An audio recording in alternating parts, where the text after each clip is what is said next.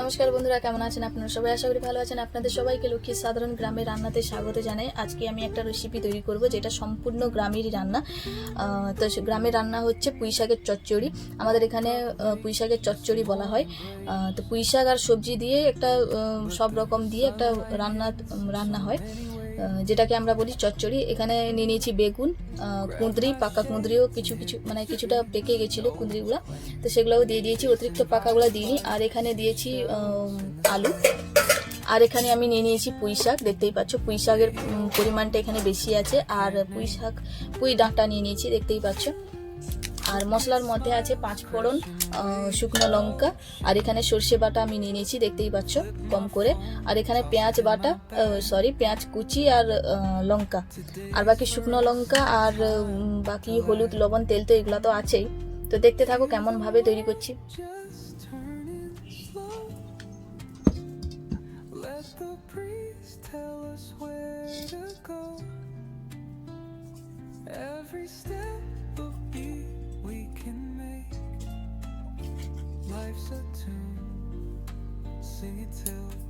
আজকে আমি তরকারিটা উনানেই তৈরি করব, সেই জন্য আমি এখানে কড়াটা বসিয়ে নিয়েছি।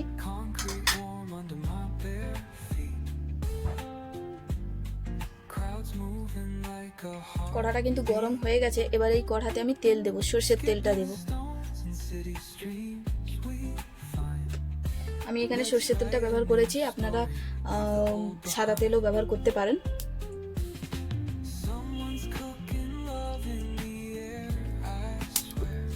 এবারে এখানে আমি শুকনো লঙ্কা একটা দিচ্ছি।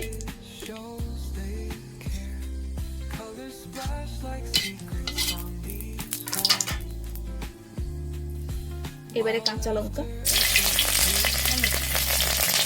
এবারে আমি পেঁয়াজ কাটা।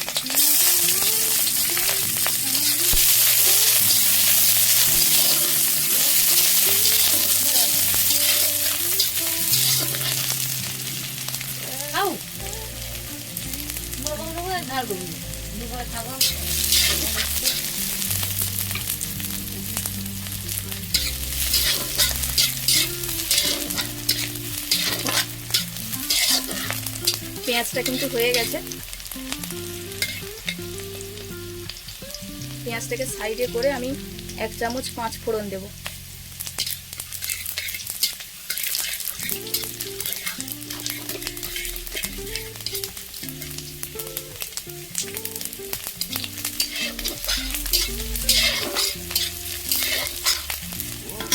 তো এখানে সব মশলা দিয়ে দিয়েছি। এবারে যে সবজিগুলো কেটে রেখেছিলাম, এই যে দেখো, এই সবজিগুলো দিয়ে দেবো।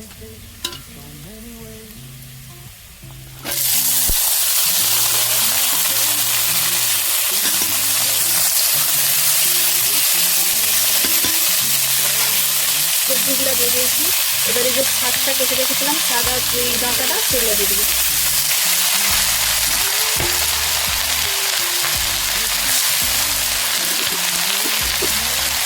এখানে শাক, সবজি সব কিছু দিয়ে দিয়েছি। এবারে এতে আমি পরিমাণ মতো হলুদ গুঁড়ো,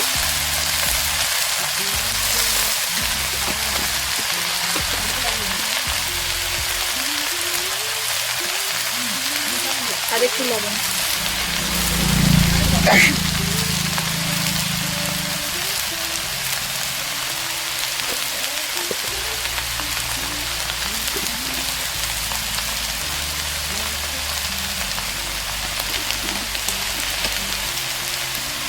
তো এখানে হলুদ গুঁড়াটা 1 চামচের থেকে আর একটুখানি বেশি দিতে হতো, সেই জন্য আমি আর 1/2 চামচ মতো দিয়ে দিয়েছি হলুদ গুঁড়ো। এটাকে একটুখানি নেড়ে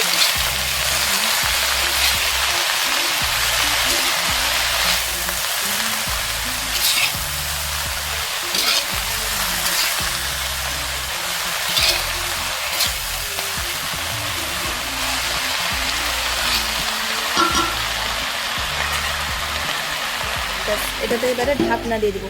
ঢাকনা দিয়ে এটাকে হালকা আঁচে সেদ্ধ হতে দেবো। এবারে দেখো বন্ধুরা, এবারে আমি ঢাকনা খুলে দেখবো কিছুক্ষণ হয়ে গেছে। দেখতেই পাচ্ছ জল বেরিয়েছে, দেখতেই পাচ্ছ কতটা।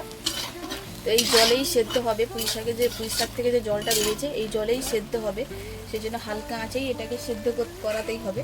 তো এটা সেদ্ধ হওয়ার পরে গিয়ে আমি সর্ষে বাটাটা দেবো। তো আবার এটাকে ঢাকনা দিয়ে এটাকে একদম সেদ্ধ করে নেব।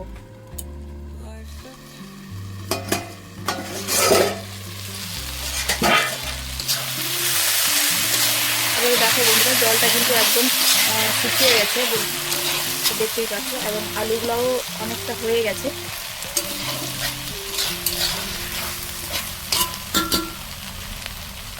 এবারে এতে যে সর্ষেটা বেটে রেখেছিলাম তার সঙ্গে মানে জল মিশিয়ে এটা এতে দেবো।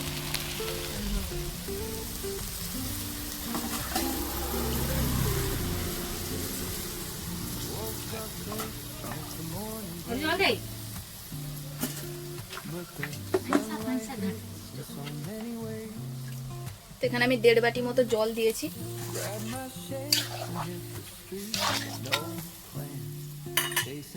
এবারে আমি ঢাকনা দিয়ে দিব আবার।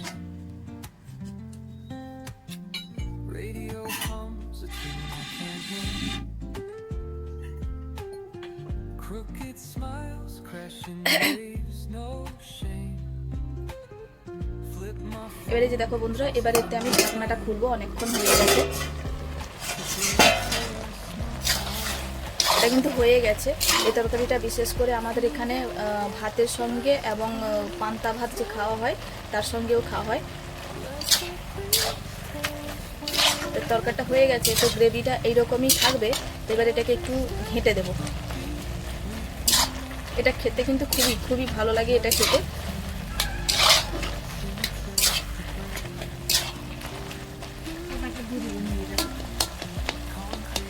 এখানে সবজিগুলোকে একটু আমি এখানে ঘেঁটে নিচ্ছি।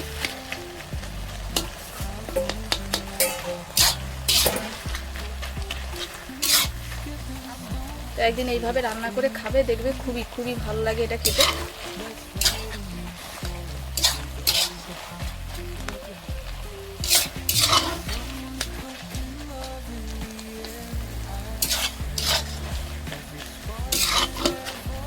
এটাকে এরকম ভাবেই বের করে নেব।